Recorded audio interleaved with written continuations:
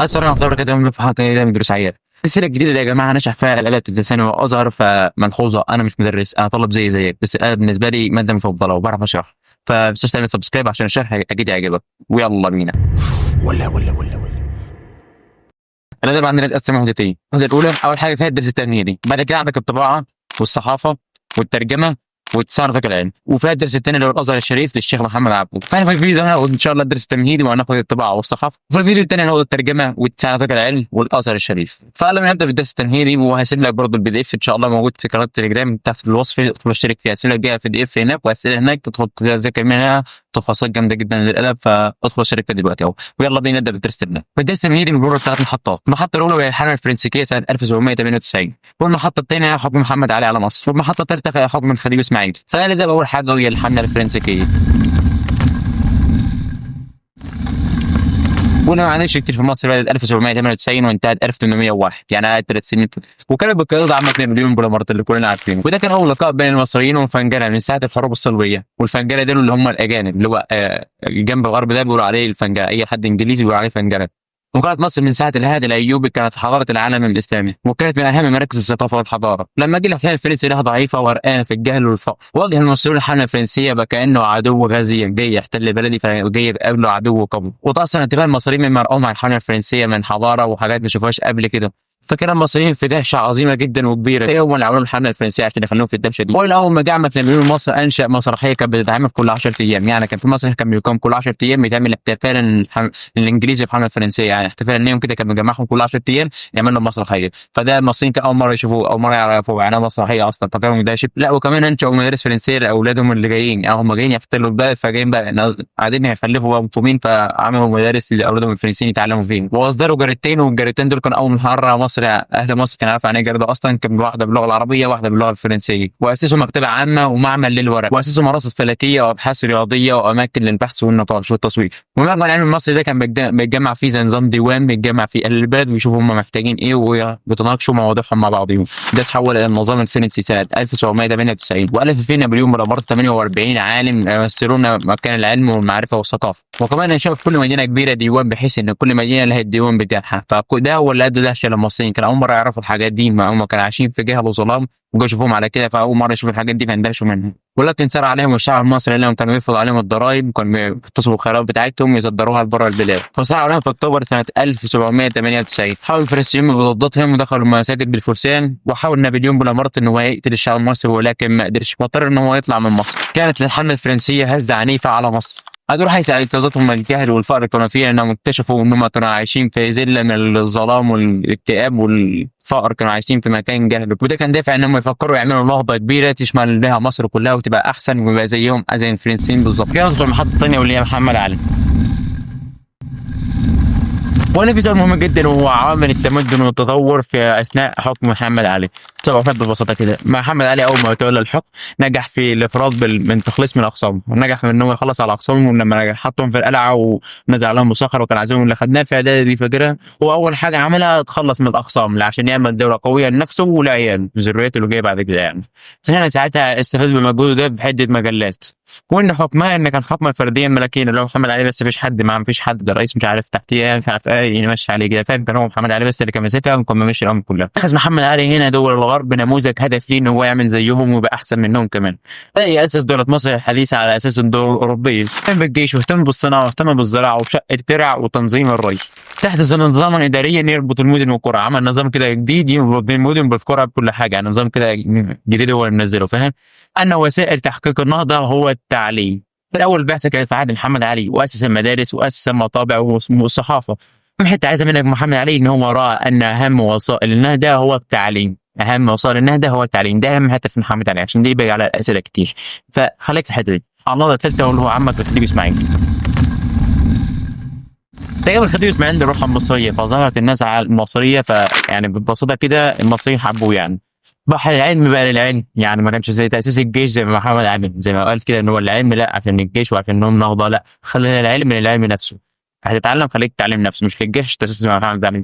فهمت؟ شويه حاجات كده وهم كانوا احسن شويه حاجات. اول حاجه انشا المكتبه الخديويه ودار الاوبرا، وهو اللي كتر بقى المدارس الكتير، عمل مدارس ابتدائيه ومدارس ثانويه، وهو اول واحد عمل مدارس للبنات، ما كانش في العالم على فكره.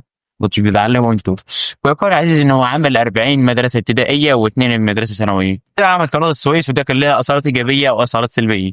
حاجه قربت المسافات الماديه والمعنويه بين الشعوب الشرقيه والغربيه. كان لها اكبر اثر في تشكيل مستقبل مصر، ربنا ما سابوش في حاله ووصلوا فيه. الانجليز عشان يحتلوه، لانه هو اصلا كان مستلف فلوس منهم عشان يعمل قناه السويس دي. فهو مشكله اللي هو اللي عمل ان هو جاب ديون منهم عشان يعمل قناه السويس وعشان يفتحها وتبقى كبيره. بس هو عمل قناه السويس، بس المشكله الديون اللي عليه. فجاء الانجليزي عمل حاجه عشان يرجع يحتل مصر، لانه الفلوس ما تسدش، هتبدا الفقير ياخد جزء منها. مصر كده عايز الاحتلال الانجليزي من تاني. مصر بقى يسكت. لا. مصر ما رضاش يسكت، وفضل يفكر ازاي هيخلص من الاحتلال الانجليزي اللي عليه ده.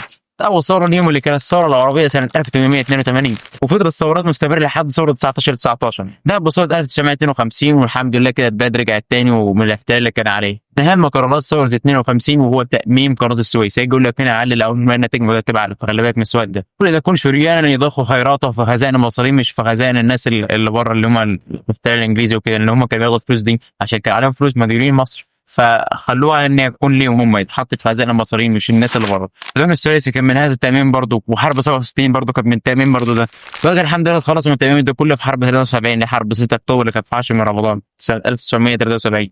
سجلت بطوله عسكريه مصريه التي خلصت على عدو اسرائيل. فاعمل حاجه كانت درس تمهيدي. بعد كده نشوف بقى العناصر المتقدمه على النهضه اللي اتعملت دي، يعني النهضه الحديثه دي العوامل اللي حصلت عليها عشان النهضه تقوم زي كده. ده كله كده كان درس تمهيدي.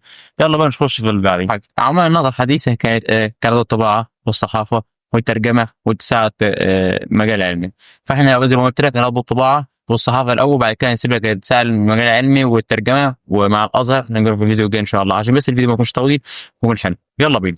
حاجه من حاجه طبعا عرفت في اوروبا الاول في القرن ال 15. طبعا فيها الاوروبيين كتب عربيه في القرن ال 16، وكانت عرفت في اوروبا في القرن ال 15، وطبعا فيها كتب عربيه في القرن ال 16. افهم الحاجات دي عشان هتطلعوا ما تقدر، فخليك بالراحه كده احفظهم، هم سهلين قوي. بعد كده اتعرفت في تركيا في القرن ال 17 وطبعوا فيها 40 كتاب عربي، منها كتاب كمصر المحيط وكتاب كافيه ابن الحاجب. اتعرفت في سوريا في القرن ال 18. بعدين جت مصر في اخر ال 18 واول ال 19. يبقى اول حاجه في اوروبا اتعرفت في القرن ال 15 وطبع فيها اول كتاب عربيه في القرن ال 16. بعد كده جت في تركيا في القرن ال 17 وطبع فيها ال 40 كتاب العربي. بعد جت سوريا في القرن ال 18، واخيرا جت مصر في اخر ال 18 واول ال 19. كده مين اللي بنتكلم عنه؟ الطباعه.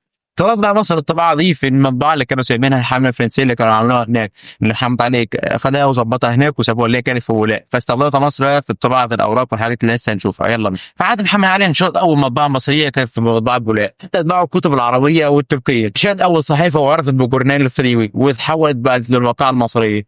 كانت صحيفه رسميه كانت بتتكلم عن احداث الدوله واحداث شخصيه محمد علي. كانت تصدر بلغتين، اللغه العربيه واللغه التركيه. بعد كده اتغيرت من صحيفه جورنال الخديوي زي ما قلت لك الى الواقعه المصريه، بقى اسمها الواقعه المصريه بقى الجورنال الخديوي. يسأل ماما كده يقول لك في حاله محمد علي لم يكن الطباعه ادبيا. قصتها كده تقول له ان محمد علي كان مهتم بالجيش والاداره والعلوم.